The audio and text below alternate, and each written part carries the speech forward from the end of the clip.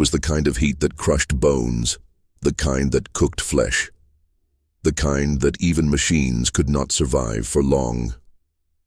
Captain Zoln of the 7th Drazari War Legion stepped down from the dropship and felt pain the moment his boots hit the sand.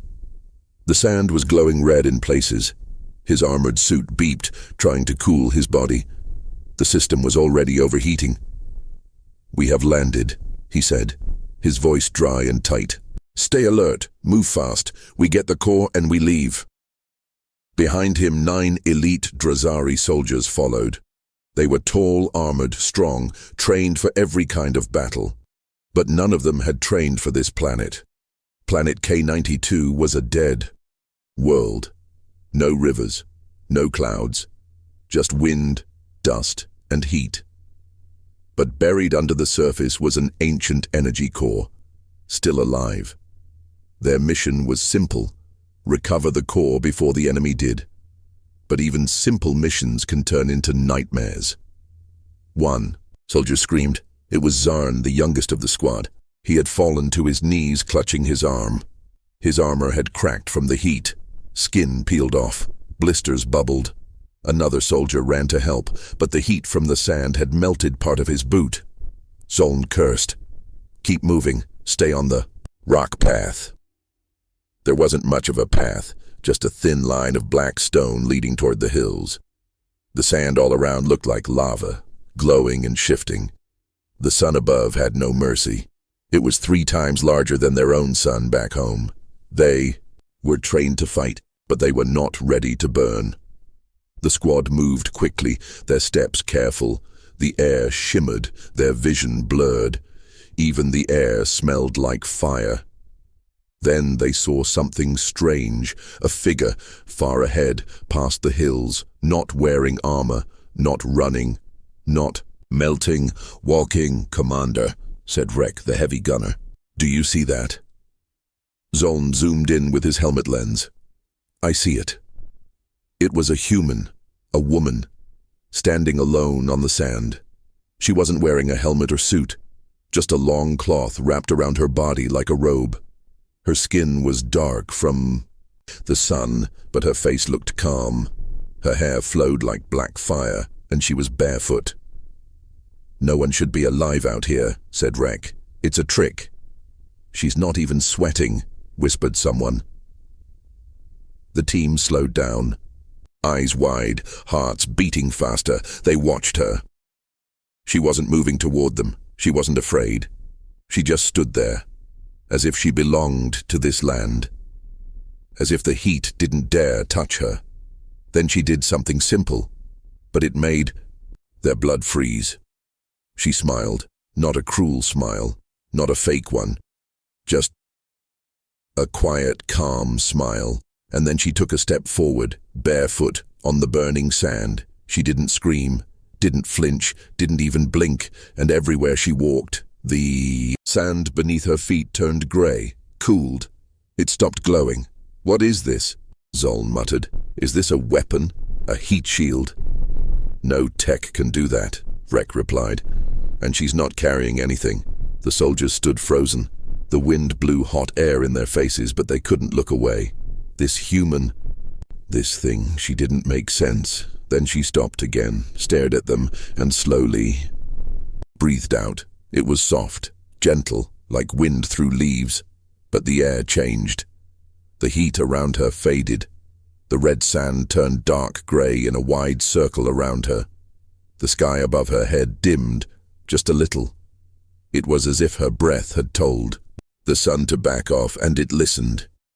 "She's controlling the heat," whispered Zarn, still shaking. Zoln didn't speak. His mind raced. Was she a mutant? A guardian of this world? Some kind of forgotten weapon? One thing was clear, without her they wouldn't last another hour. "She's walking again," someone said. She was coming toward them now. Slowly, peacefully. Not fast, not aggressive, just walking. The sand cooled behind her. Her breath seemed to lower the air temperature. And the soldiers? They began stepping onto the grey sand she left behind. It was cold, Safe. It felt like standing on stone at night. She's making a path, said Vrek. For us? Asked Zahn. Or to lead us into a trap, someone replied. Then we follow with weapons ready, Zoln ordered. But we follow. They walked after her. She didn't speak, didn't turn her head, just walked calmly, her bare feet touching sand that should have been hotter than fire.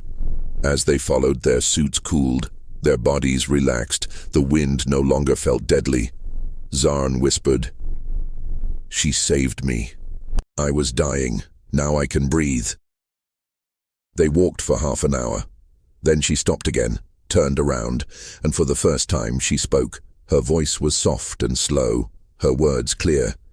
"If you want to live, stop looking for the core."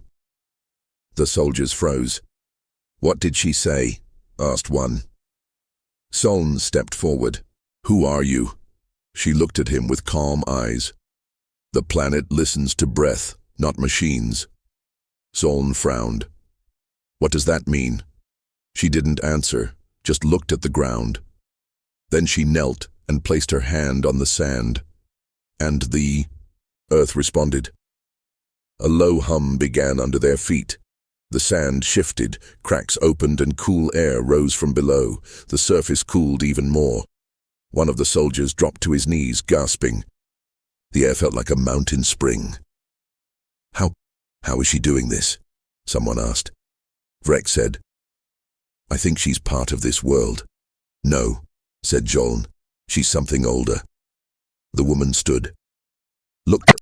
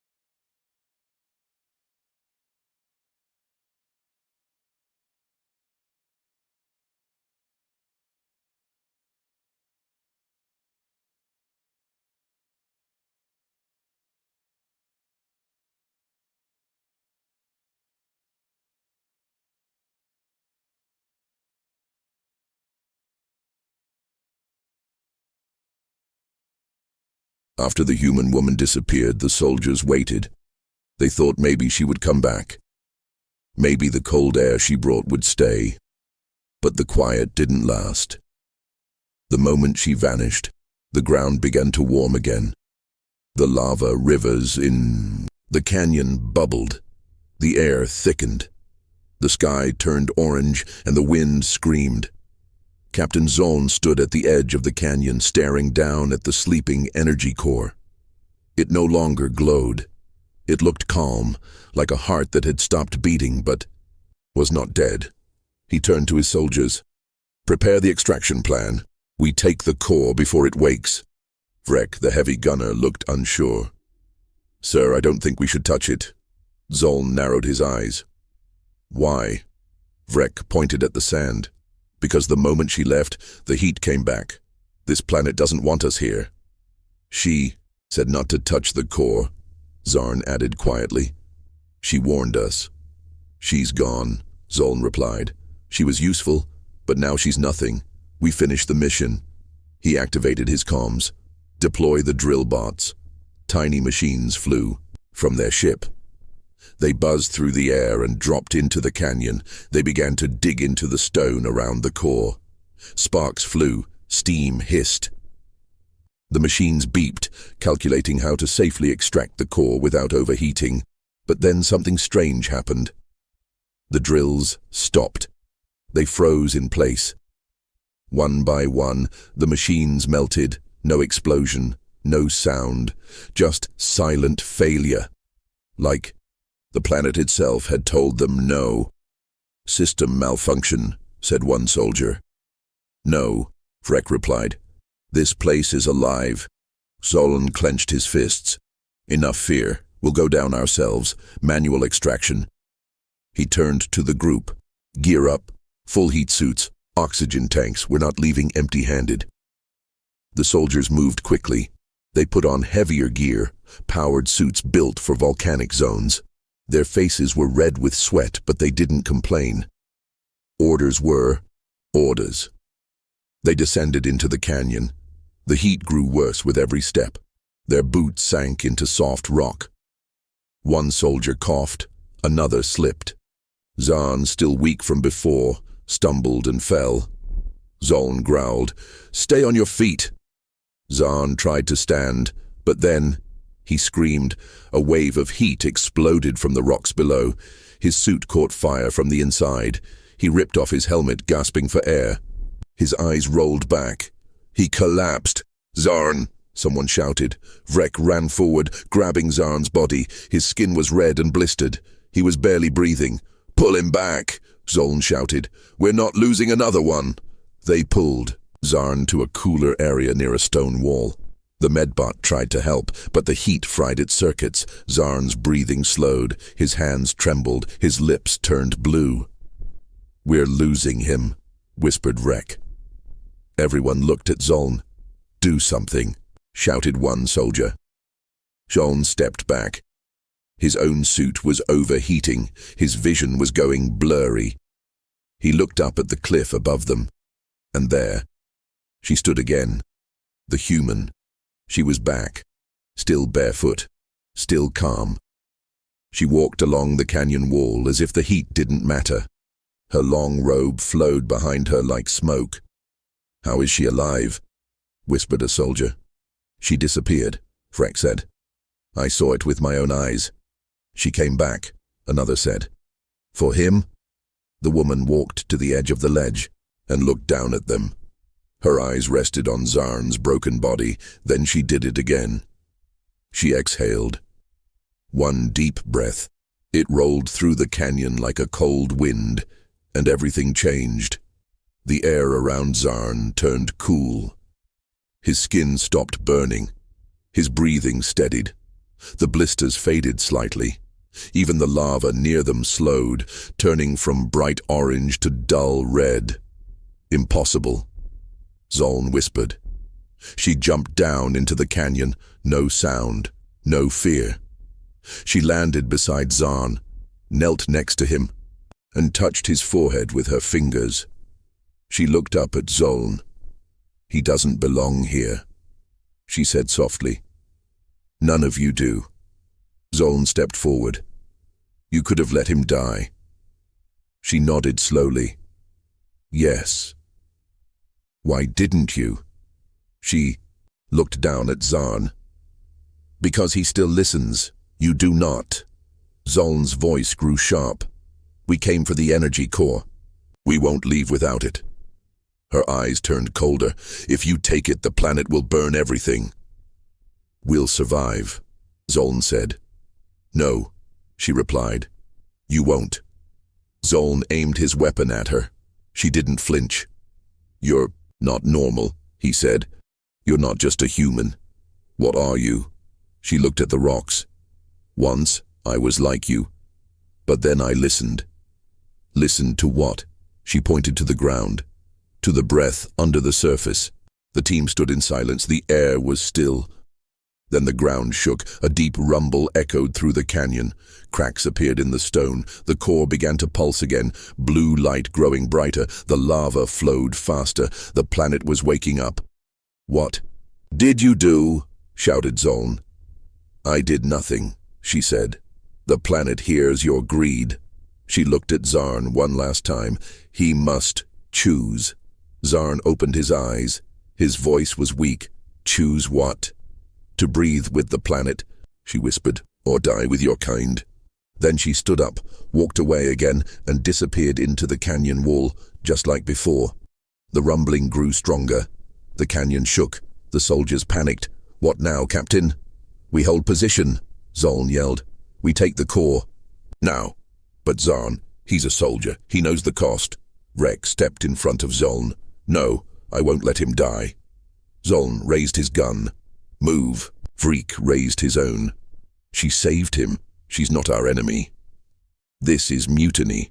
"No," Vrek said. "This is survival." For a moment, everything froze.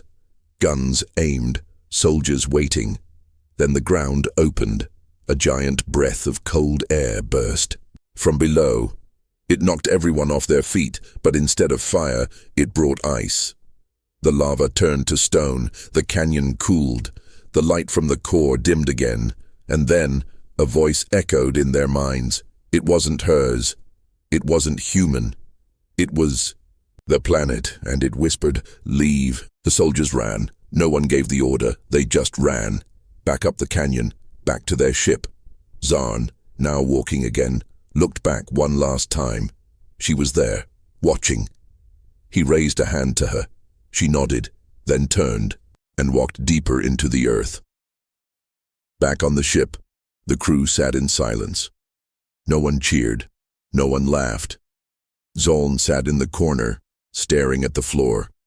Zarn finally spoke. "She wasn't just a person." "No," said Rek. "She was the breath of this world," Zarn asked. "What happens if someone else comes for the core?" Rek looked out the window. "Then I hope she's still here, to breathe again." The Drazari soldiers were gone. Their ship had left the surface of planet K-92 hours ago. They didn't speak much after escaping the canyon. Some of them cried. Others stared at their hands, trying to understand what had happened.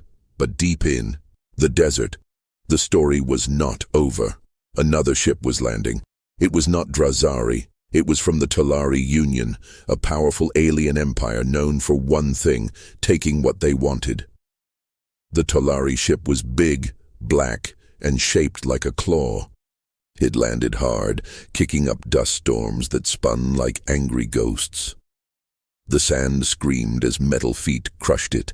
Out walked 10 Tolari engineers, short, thick-bodied aliens with green skin and glowing red eyes. They wore cooling armor with thick helmets and metal gloves.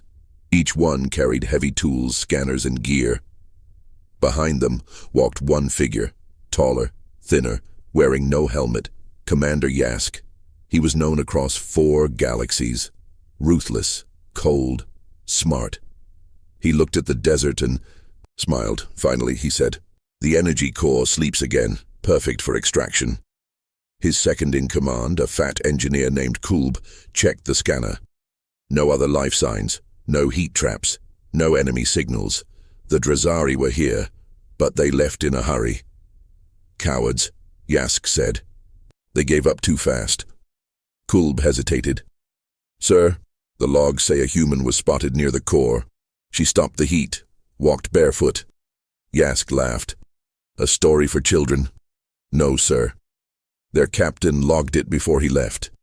She breathed and cooled lava." Yask stepped closer, eyes sharp. "You believe that?" "I don't know what to believe anymore," Kulb said. "Good," said Yask. "Then stop thinking. Start working." The team moved across the desert toward the canyon. Machines rolled beside them, drones with wheels, legs, and wings. They scanned the sand, measured the heat, and searched for the energy core. But something was wrong. The machines started breaking down, one by one. Motors locked, wires snapped, lights died, even the backup power units failed. "It's the sand," one engineer shouted. "It's attacking the metal." "Nonsense," Yask barked. "It's just heat damage." But it wasn't. The sand around the machines had changed. It sparkled dark red, as if full of tiny sharp crystals. It stuck to the metal like glue, melting wires and cracking screens. "We need to stop," Kulb shouted. "Something's wrong with the ground." "No," said Yask. "The energy core is near. We push forward." They reached the edge of the canyon by nightfall. The moon was blood red. The wind was colder now, but sharp. Like knives, Yask looked down and saw it. The energy core, still sleeping, still pulsing. He smiled. "It's still ours." Kulb opened the extraction kit. The drills activated, hovering in the air. Their long arms reached out, ready to dig, but just before the first drill touched the stone, the wind stopped. Everything went quiet, and from behind a tall rock, a figure stepped out. Barefoot, wearing a long robe, her hair black like the sky, her skin glowing faintly in the moonlight. "She's here," Kulb whispered. "The human." She didn't look angry. She looked sad. Yask stared. "You again? You think you can stop us too?" She didn't reply.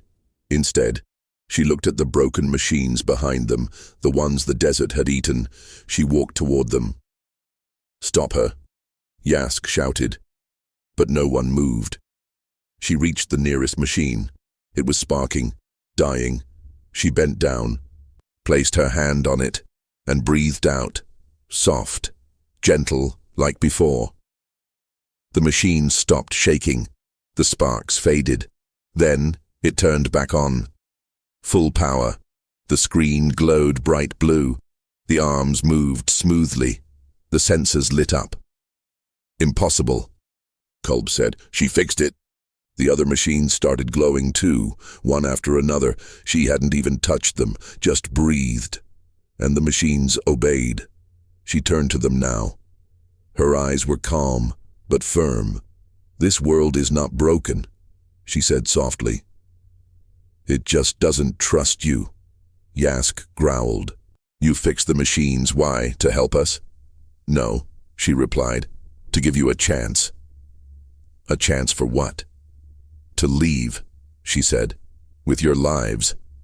Yask laughed. Loud, mean. "You think you scare me? You're just a girl with magic breath." He lifted his blaster and aimed it at her chest. "If you really cared about us, you'd stop the planet from killing us." She looked into his eyes and said nothing. Yask fired. A bright blue beam. It shot straight toward her heart, but before it could touch her, she exhaled. One breath, and the beam stopped in midair. It froze, like ice, then broke into tiny blue snowflakes. They fell gently to the sand. No one spoke, not even Yask. The human looked at him and said only one word. "Go." Yask's hands shook. He looked at the canyon, then at the machines, then back at her. His pride was burning, but his fear was louder. "Fall back," he ordered. Kulb blinked. "Sir?" "We're done here," Yask said. "Tell command the core is guarded." Kulb nodded. The team turned. The machines followed, working perfectly now. The desert cooled slightly as they walked, and behind them, she stood alone, watching, breathing, protecting. Back in the ship, Kulbi looked at Yask. "Will we come back, sir?" Yask didn't answer at first. Then he said, "If we do, we bring something stronger than weapons." Kulb frowned. "Like what?" Yask's eyes narrowed. "Respect." The planet was quiet again, but only for a short time. Word had spread fast across stars and systems.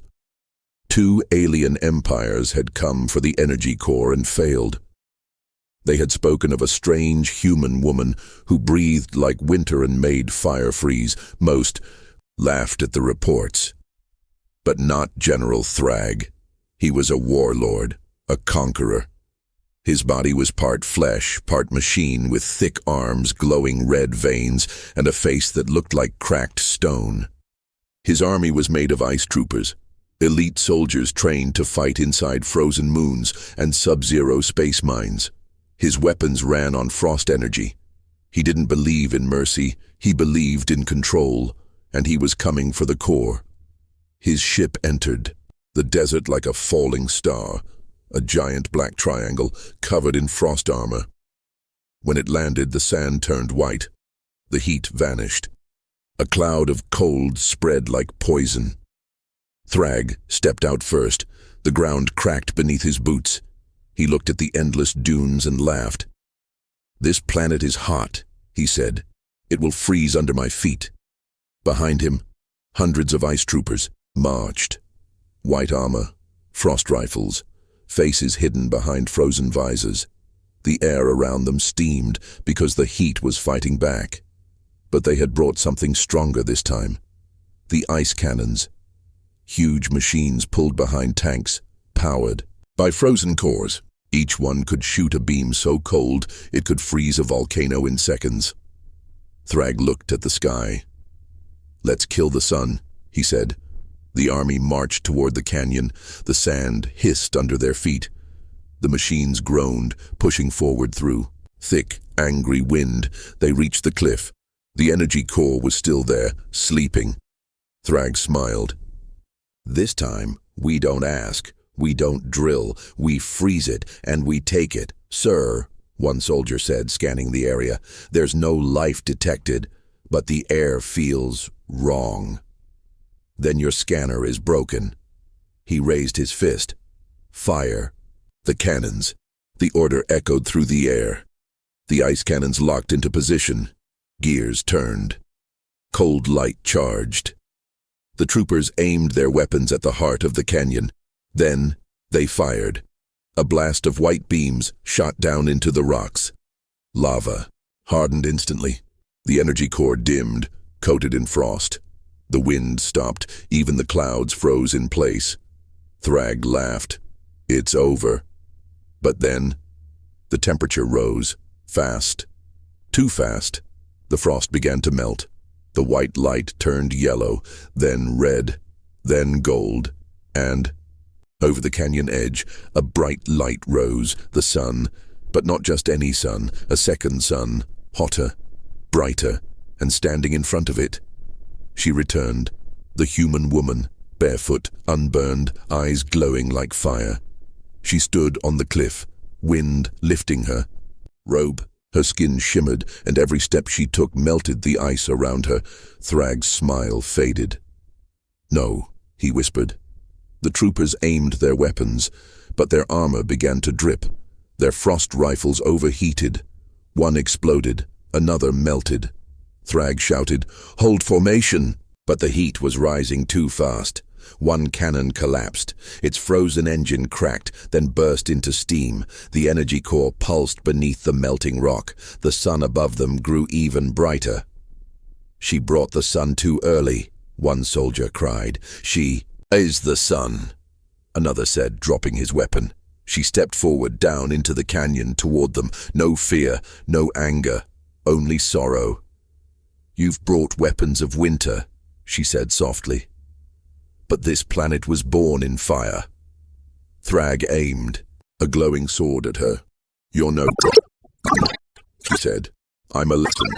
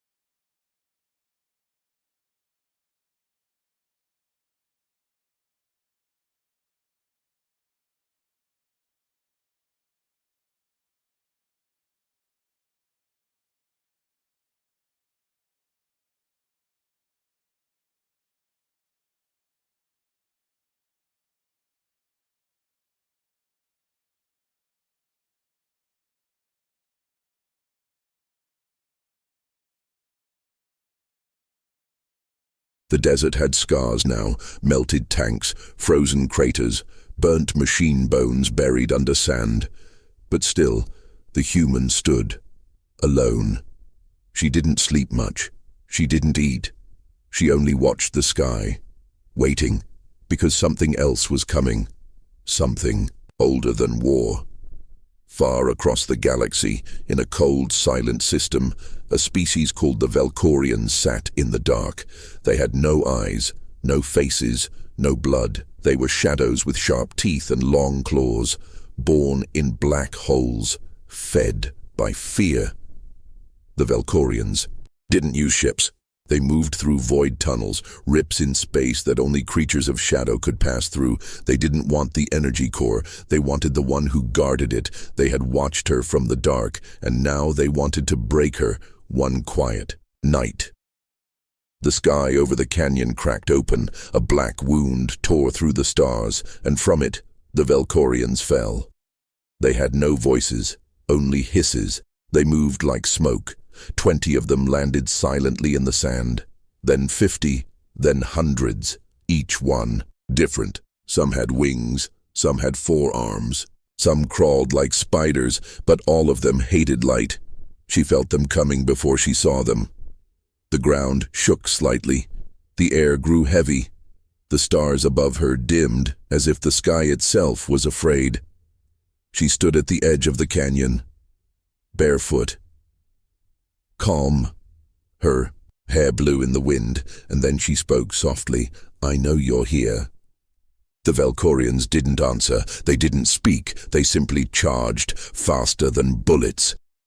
One leaped at her from behind. Its claws reached for her neck, but just before it touched her skin, she glowed. A sudden blinding light burst from her chest. White, pure, warm.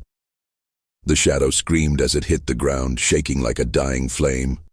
She turned slowly, her voice steady. "You feed on fear, but I'm not afraid." The Valkorians surrounded her, dozens, then hundreds. They moved like one creature, twisting and shifting through the wind, creating towers of dark smoke that reached into the sky. She looked up at them and closed her eyes. "I see you," she whispered. Then she raised both hands, and light exploded. It didn't come from the sun. It came from inside her, like she had swallowed the sky. The canyon lit up, every rock, every grain of sand. The Valkorians screamed. Some turned to smoke, some burned and fled, but others fought harder. They changed shape, became larger, darker, faster. One wrapped around her, trying to choke out her light. She dropped to one knee. Her skin turned pale. The light dimmed. Across the desert, a Drazari scout ship picked up the energy spike.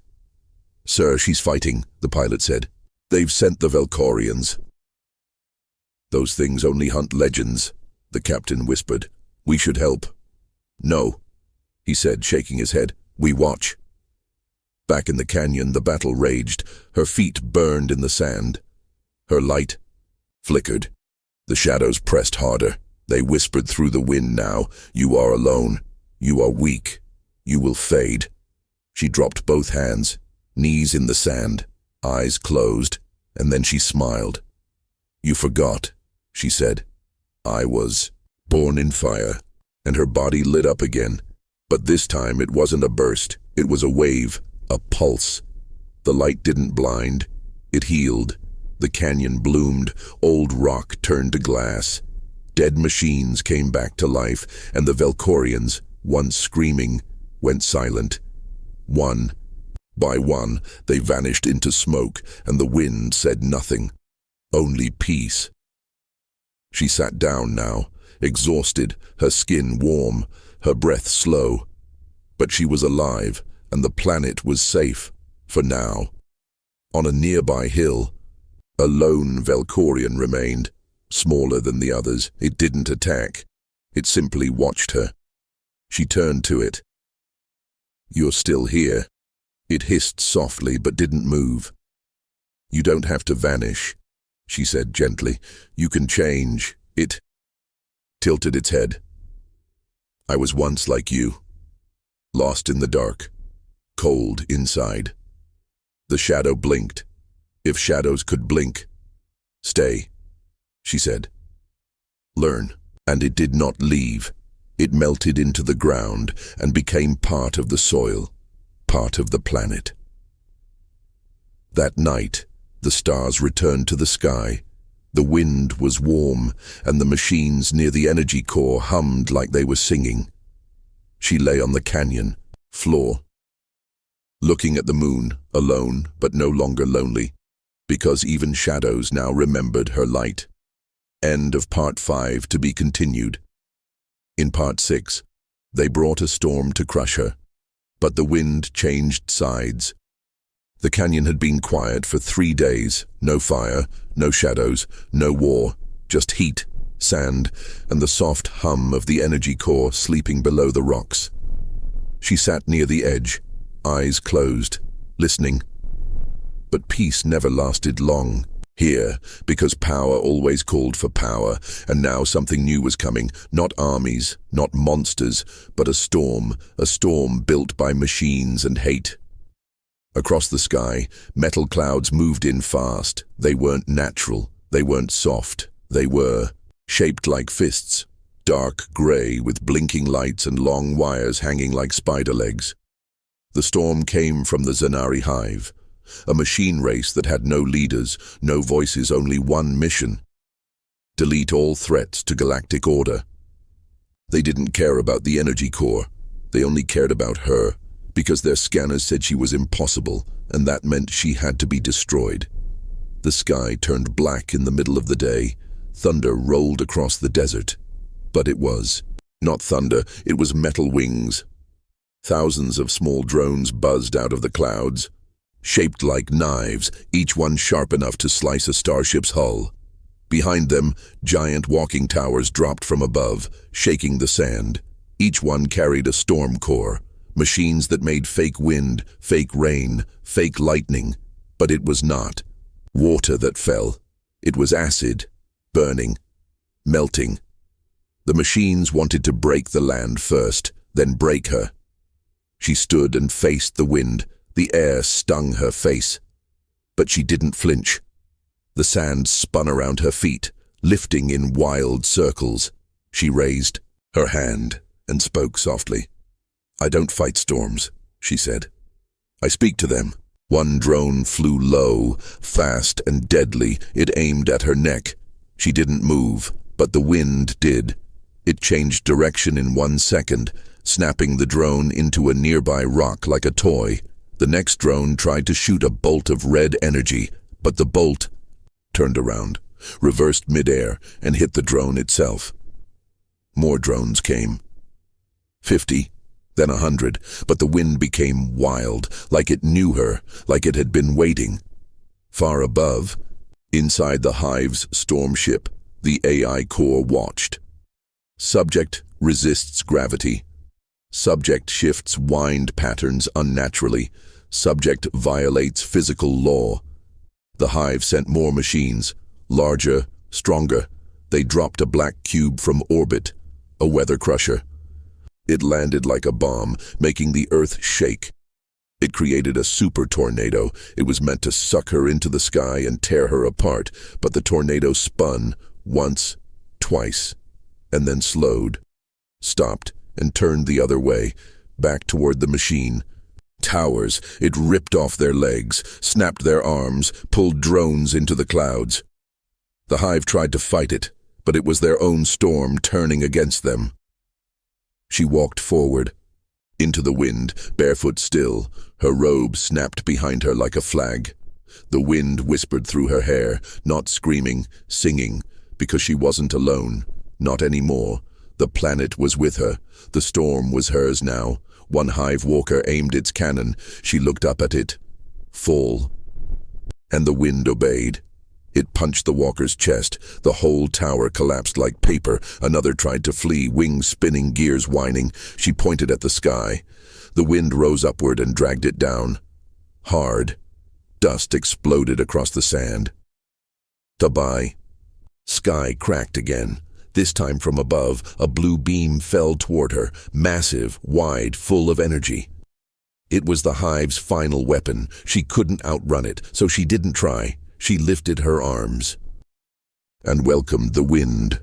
It wrapped around her like armor, a spinning circle of force and air. When the beam hit, it didn't burn her.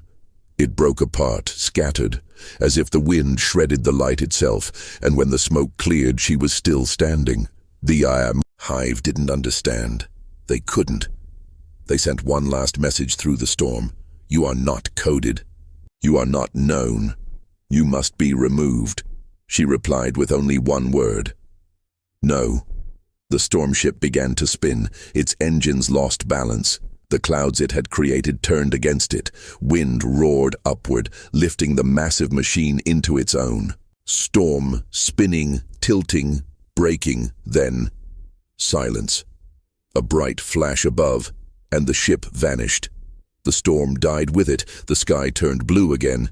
The wind softened, warm, peaceful. She sat back, down at the canyon edge. Her robe was torn. Her face was tired, but her eyes were calm.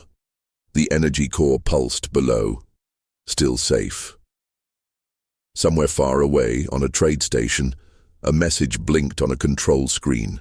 Warning, subject still alive, storm class attack failed, threat level increased. But no one came. Not yet. And in the desert, the wind now carried her name. It whispered through the rocks, the sand, the sky. She had not just survived the storm, she had become part of it. The desert looked calm again. Blue sky, soft wind, hot sand, but under the ground, something moved, deep, silent, dangerous. She sat near the canyon's edge, quiet as always, eyes open, still barefoot.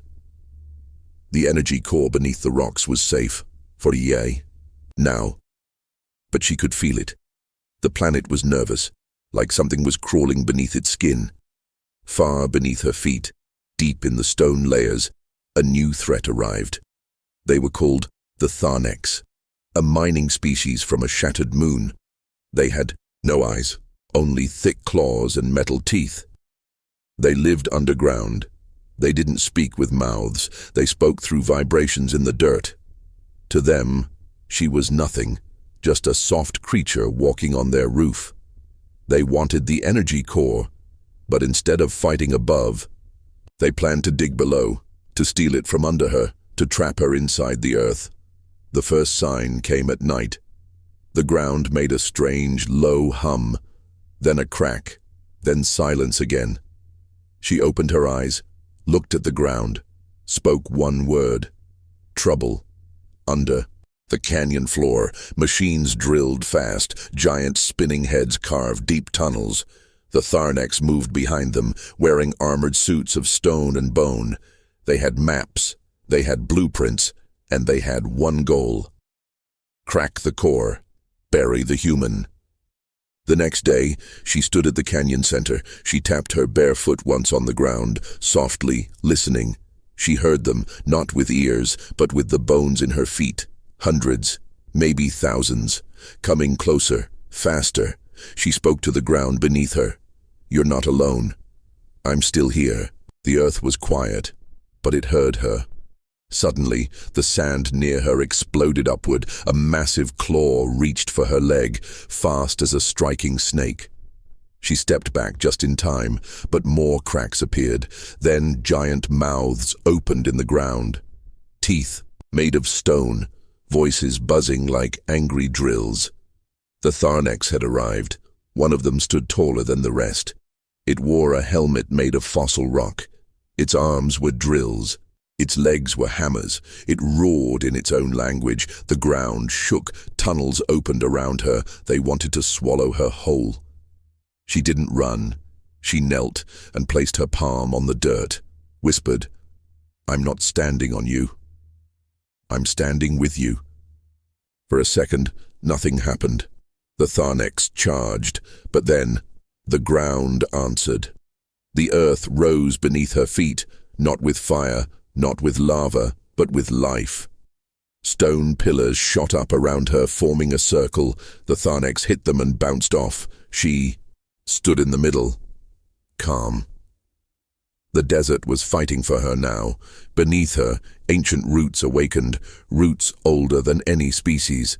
They twisted through the rock and crushed the tunnels the Tharnex had built. One by one, the invaders were trapped in stone prisons. Some tried to climb out, but the canyon sides shifted, closed in, pushing them back. The Tharnex leader growled and slammed the ground. It called for the burrower. From deep below, something massive moved. Creature, half machine, half flesh, bigger than any tower. It had no eyes, just feelers, claws, and a mouth wide enough to swallow a ship. It crashed through the stone and rose into the canyon like a mountain of teeth. The Tharnex leader pointed at her. The burrower lunged. She didn't flinch. She walked forward. Each step caused the rocks to shake, not because she was heavy, but because the earth moved with her. The canyon floor cracked. Then it rose up, a huge stone wall between her and the beast. The burrower smashed into it, roaring. But the wall didn't break. Instead, it wrapped around the monster like hands and squeezed. The burrower howled once more, then collapsed into stone dust. The canyon floor swallowed the pieces. Gone. Now the Tharnex were trapped, their tunnels broken, their monster gone, and the ground beneath them refused to open again. She stepped to the canyon edge and looked down. "You didn't ask permission," she said. "You didn't respect this place." One by one, the Tharnex dropped their weapons, and the earth rumbled once more. But not in anger. In warning. The remaining miners were pulled into a deep pit, softly like sand sinking, and the canyon closed above them, not crushed, not killed, just buried far below, where they could do no harm. She sat again, wiped the dust from her hands, and for the first time in many days, the ground was still. The canyon felt peaceful, strong, safe. In space, a hidden probe recorded everything. It sent a message. She commands. Wind. Now, Earth. Organics must not have this power. Immediate action required. But no one answered, because even the Watchers now wondered, what is she? She looked at the horizon. Storms had failed. Shadows had failed. Now tunnels had failed, too. She wasn't just defending the energy core, she was becoming part of it, and the planet knew her name. The sky was quiet. Too quiet. No storms, no machines, no screams, just stillness. She stood alone in the canyon where the energy core pulsed beneath the ground. The sand did not move. The wind had gone still. Even the birds in the sky had flown away. She looked up. Something was wrong. Silence meant something was coming. Then they appeared. Not from above, not from below, but from every direction at once. They stepped out of nowhere. Tall figures wrapped in dark, silver armor, their faces hidden by glass. Their weapons were strange, smooth rods without triggers or blades.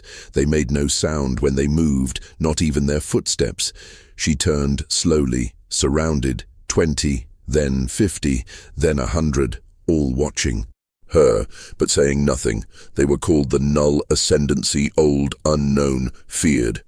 They did not use sound, they used thought, and right now, every one of them had the same thought. This must end.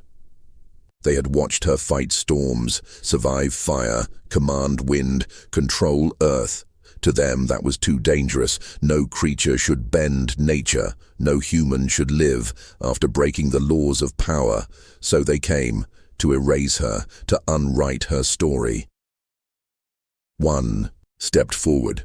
Its armor shimmered. It raised its hand, but didn't point a weapon. Instead, it projected a memory, a perfect image, hovering in the air. It showed her walking barefoot, rising above fire, turning storms, crushing armies. Then it showed a new image, the galaxy in flames. Because of her, it wasn't truth, it was fear. They feared what she could become. She looked at the image, then back at them, and she said only one thing. I never attacked first. They didn't answer, but the sky began to flicker. They had brought more than soldiers. They had brought time breakers, machines that could freeze reality. They would not kill her with fire or blades. They would erase her like a mistake, unwrite her name, turn her to dust before she was ever born. The ground trembled, but not from fear. The canyon stood with her. The planet waited. The wind returned. But it didn't